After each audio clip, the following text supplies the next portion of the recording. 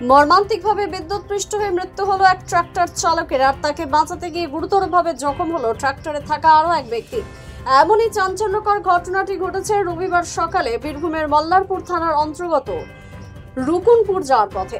এই বিষয়ে স্থানীয় সূত্রে জানা যায়, রবিবার সাঁইথিয়ার দিক থেকে মল্লারপুরের দিকে যাওয়ার পথে রুকুনপুরের কাছে একটি জমিতে ধান কাটার মেশিন নামাতে যাওয়ার সময় রাস্তার ধারে 11,000 ভোল্টের তারের সংস্পর্শে চলে আসে ওই ধান কাটার মেশিনটি।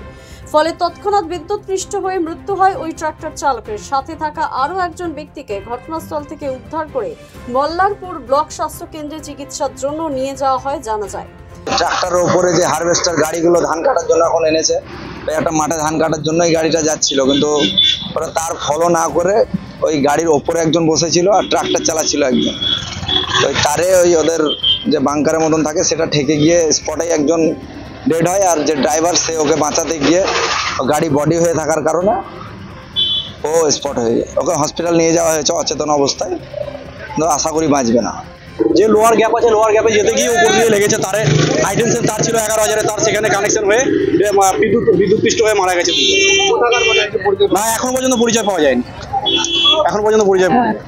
ঘটনাস্থলে এসে পৌঁছায় মল্লারপুর থানার পুলিশ প্রশাসন সহ দমকল বাহিনী। যদিও এ বিষয়ে স্থানীয় মানুষজনের অভিযোগ, বিদ্যুৎ দপ্তরে ফোন করা হলে তারা ঘটনাস্থলে অনেক দেরিতে এসে পৌঁছেছেন। দ্য সহজ পাঠ, সহজ কথা, সঠিক তথ্য।